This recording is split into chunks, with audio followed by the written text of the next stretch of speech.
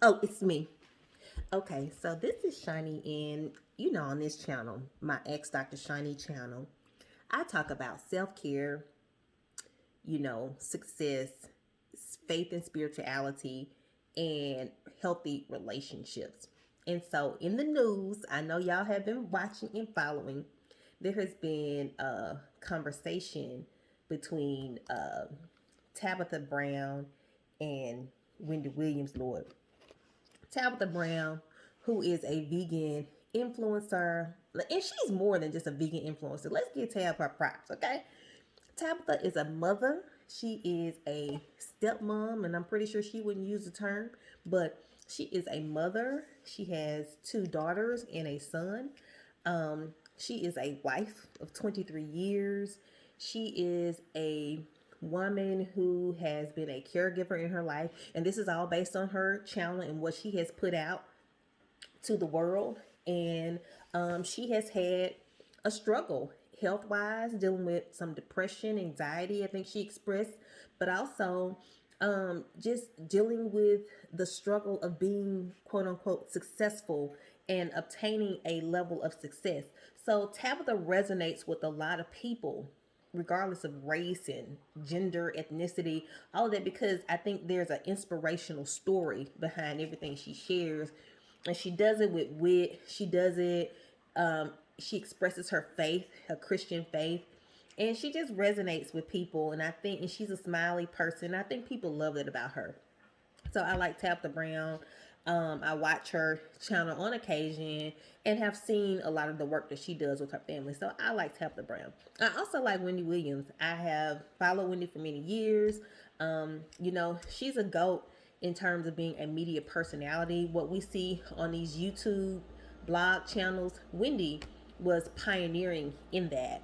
And so she is also a mother and has been a daughter. She has openly expressed some of her struggles dealing with substance abuse addiction. And so I think when we look at Tabitha Brown and Wendy Williams, we have two phenomenal black women we are talking about. But as it often happens in the media, they have been put against one another. So what has happened is that um, Tabitha Brown, who has gained financial success as a vegan influencer, lifestyle coach, however you want to say it. I'm pretty sure she's doing more things now. She's an author now. She has a couple of books coming out later, 2021. Had announced that her husband Chance, who had been with LAPD, the Los Angeles Police Department officer for 15 years, she announced that she was able to retire her husband. She made this video in her kitchen and said, God blessed us, you guys. And Chance was over in the corner, kind of, saying he didn't know how he really felt about it, but it had been a year-long decision and something they both had prayed for, manifested, and it came to pass. And so, in my opinion, being able to be financially sound and secure, that's the dream of everyone. Okay, everyone wants financial stability because we are living in a pandemic, and even pre-pandemic, you just want that for your marriage, you want that for your life. We all are seeking to leave a legacy, a financial legacy, to our children. So I think that's a great thing. Well, Wendy Williams, the queen of shade, honey, was on her show the other day, and she just said, I ain't having it with this Chance guy. Basically, that's what she was saying. I see this differently. I think that they're going to have marriage problems because of this, because, I had a husband and this is what took place in our marriage. He was saying, go fulfill your dreams, Wendy. But at the end of the day, he really wasn't as supportive as he should have been. And as we all know, if you've been following Wendy's story, her ex-husband, Kevin Hunter, had a long-term extramarital affair and essentially has a new daughter. Okay, so Wendy talks about this very openly, how devastated this has, been to her, and how she's still dealing with the aftermath. Actually, she pays Kevin Hunter alimony. Okay, so that's a whole nother story. So when I saw Tabitha's announcement, the retirement, my eyes was instantly went like, okay. I probably would have done it in a different way, but that's not my marriage. That's not my husband. I definitely would have done that for Tim. it wouldn't have gone over well. And he wouldn't have done anything like that for me. But that's not my marriage. Timothy and I have a different marriage. Okay. What I think Wendy was expressing, now whether it came out the right way or not, was that she saw how this could potentially go. Now, we can say things in our marriages or relationships can potentially go anyway. I mean, every day, marriage can be up, it could be down, it could be stable, and it could be unstable. That's just the nature of dealing with marriage, dealing with a person who is unlike you, getting to know them. And for me, as a woman who's been married to her beautiful king for 4 years, I know that your marriages can fluctuate. You can have great points, high points, and low points. And we all deal with those things. But the thing about it is, you're working through those things together. So Wendy said, yo, this marriage is on the rocks. It's headed for a divorce. They're going to have, some financial struggles. And he's going to come home and say, Tabitha, I'm done with it. And I get where she's coming from. What she's probably saying is that, you know what? Sometimes the male ego cannot take, number one, a big announcement where the woman has retired the man, because in our traditional society, in our society where we've been socialized to understand certain roles, or they've been, put out before us since, our childhood, we are accustomed to hearing that the man takes care of the financial responsibilities. The man is the protector. The man is the provider. So Wendy was probably saying, number one, that announcement was, quite unusual, but also he may not have his own thing going on yet. So Tabitha's rebuttal was, okay, dear honey child, my man and I have struggled for the last 23 years together. We've done everything together. And I pray that you find somebody who loves you and who cares for you and who's going to pour into your life the same way Chance has poured into my life. And so both of these videos have gone viral. The thing I don't like about the whole situation is that two good women, nobody's perfect. Now it seems as though two black women are being pitted against each other. I don't like that whole narrative anyway. That narrative is already out there. We see it time and time again. I just think that perhaps, I just wish it had not occurred. But I do think it allows opportunity for us to have real conversation about marriage and finances and how that stuff really does work out in a marriage, because I can see it from both ways. Yes, you want everybody in your family unit to be financially whole, to be financially secure, so that we all can retire. We all can live our best life. We all can pursue our dreams. But I also see what Wendy is saying. She's like, girl, if that man quit his job and this influencing thing, which is fickle, because you may not have anything solid yet, like you don't have a primetime TV spot yet. Okay, y'all still just influencing on social media. And I've been reading a lot of articles recently, which I didn't know. Social media influencers do not get paid as much money as we think. Okay, that money has to come from other places, or those people have to constantly put out content. And what happens when you get tired of doing that? So I understand what she was saying right there. Maybe get a little bit more stable financially, and maybe she didn't express that. That's probably the core of what she was saying. Get more financially stable, get you a bigger deal before everybody go and quit their job. Because if brother man doesn't have anything going on and he's just sort of walking in your shadow, then there's going to be a lot of resentment. But again, we don't know their marriage. What I will say about that in general is, these are my thoughts coming straight from Shani. Again, I like Tabitha, I like Wendy. I don't have anything negative to say about them. As a married woman, okay, I have cousins who are married. Most all my cousins, we're all married. And so we're all in group text and group chat. A majority of my friends are married. I think personally, everybody in the marriage should have their own thing going on.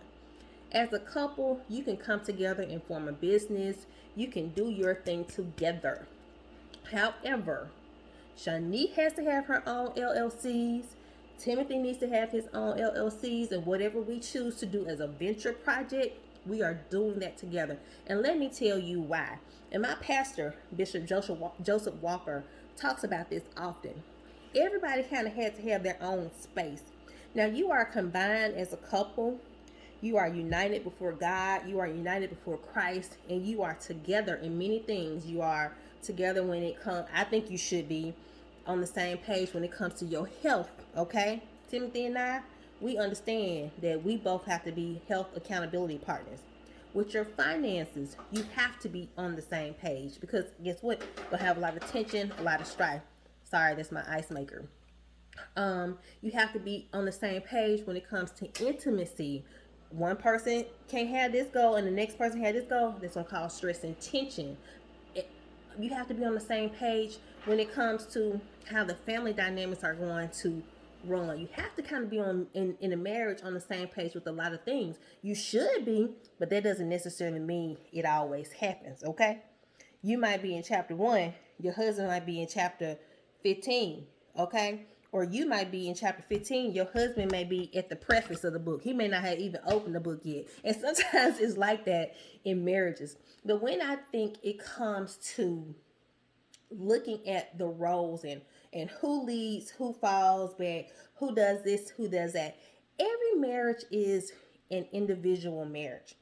No one can tell me what's going to work for my marriage because I'm in my marriage. I'm in my household. I'm married to my partner. No one from the outside can tell me what's going to work for my marriage or predict the success or failure of my marriage.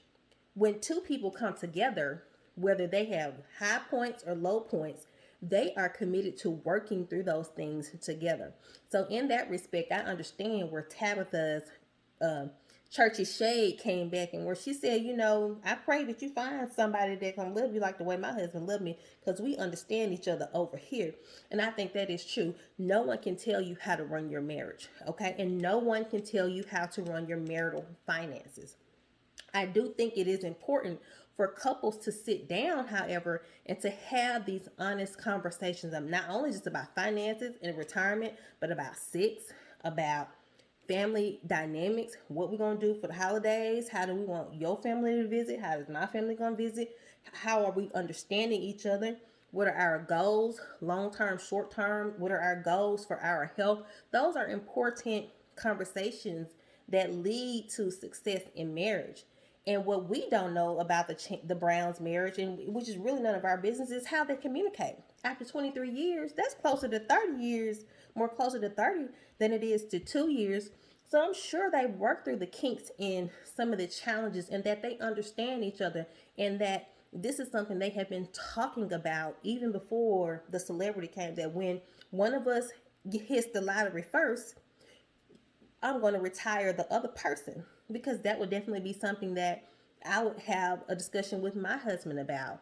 And so I think that we just have to be honest about marriage and have these honest conversations about various subjects in our marriage. But also, I think it is important to understand that the roles change, and one person may be the breadwinner this month. In 5 years from now, it may be somebody else. Let sickness come. Let somebody get sick. Let someone get unemployed. Let a mental health crisis come. Things can change in an instant. And so I think it's important to remember that when we start talking about, well, who's going to lead and who's going to, it has to be a level of parity. It has to be equality there. And it has to be an understanding that marriage dynamics can shift on a whim. And what we have to do if we're going to keep this marriage together is be willing to evolve and change and grow. And we also have to be willing to support one another. There is not anything that Tim is going to do that I'm not going to try to be supportive of, and vice versa. When I do my book signings, if it's doing something family related, I can look what I call my husband reliable. I can dependable. And that's how it should be in marriage. I don't think you should be in a marriage where if you need your husband or your wife to do something for you, everybody else comes before you, or they just can't make the time, or they prop their feet up and it's just not going to happen, or it's a big argument when you're trying to get something from that person, something that you need to fulfill to make the family unit work together. So I think Tab and Chance are going to be all right, and we wish them much success. Wendy's going to be all right, and she's going to find that peace and happiness in her life that she's probably looking for. But I do think she should invite them on her show so they can express themselves together and how they do things, and maybe they can give us all some inspiration and hope, and just give us some knowledge and insight. And I do think Wendy, puts out good information sometimes about ways to succeed in business and how we can as women be successful in this male dominated industry. And I liked her movie. I liked watching it. I thought she had a lot of good points in that movie. But as it comes and relates to marriage, again, I go back to this point. Everybody needs to have something going on for themselves individually. And this means don't lose your identity when you get into marriage. If your goal was to finish your college degree before you got married, your partner needs to be the one saying, hey, let's sit down and do this application together so that we can move your goals forward. I don't think you should get married and put your goals on the back burner. I think you should get married and that everybody's growing together. Like, hey, that's the goal. Okay, how can I make it happen? How can I support you in that? That's the type of marriage I feel that I have with my husband. It's all about how we're going to move this thing forward together, and how are we going to, move this forward together and, manifest our goals and be in line with God's purpose for our life. Not, okay, I'm sitting here so focused on like the little negative things that I don't see the bigger picture. And then that's another point too. You have to be willing to appreciate your spouse and say, thank you, I love you, you're doing a good job. Those things are really important. Or I support you. And support means not just saying, yeah, I'm sending you a text message, I support. No, when I have something, you're going to show up. You're going to actually show your support in that particular way. And I think, as Tabitha was expressing, for Chance to hold that family down for 15 years, no, that's support. It may not have supported in other areas, because I know she says, there were some issues around when she had to provide care for her mother. He didn't really understand that, which I think you should understand, because people get sick. But hey, that's not my marriage. And my husband supports me with my appearance. And so I don't understand that. My husband is very supportive of me. And I think that everyone should have a supportive spouse. I try to be very supportive of him as well. And I think that equity and parity has to be there. But again, don't give up your dreams and hopes just because you put an MRS in front of your name, or just because you get married. No, you better continue to pursue those things that God put in your heart, because before you were married, you are an individual. Okay, you don't got to give up your dreams and goals and hopes. And if you want to, continue to work or whatever, or if you want to quit, that's something that's a choice, an individual choice. And obviously, in a marriage relationship, we have those discussions, but definitely don't give up your dreams and your hopes, because before you get married, you have individual desires. Like, it's a lot of stuff I want to do, and I plan on doing it. A lot of stuff my husband wants to do, and he will do it. And so I would never discourage him from doing anything. And I think that's a lot of times what happens, and what Wendy was saying, when a person doesn't feel like they are fulfilling their dreams and desires because they are in the shadow of you. If you are at this particular point in your life where your career has taken off and you're moving into a different level of success, then that resentment builds up. And when you start having resentment in marriage, that just leads to cheating. But also, cheating is a choice. You don't have to cheat. You can express that you feel, unhappy in the marriage, or let's get some therapy, let's get some counseling. So there's always alternative ways to deal with things. And that goes back to what I was saying in the very beginning, whether it's marriage, retirement, finances, intimacy, faith, and spirituality. You got to have those honest conversations and say, hey, this is not working, or this is working, or this is how I envision this for our marriage or our covenant. What is your vision, and how can we get to a point where we're reading out of the same book, out of the same chapter, on the same page, if that makes sense. Okay, so that's my message about the whole Tabitha Wendy, two beautiful queens, and I hope that they're able to flip this into $1, because at the end of the day, what are we doing here? We're trying to make this money so everybody can retire. But have a good day. Let me know what you think about this video, and be blessed.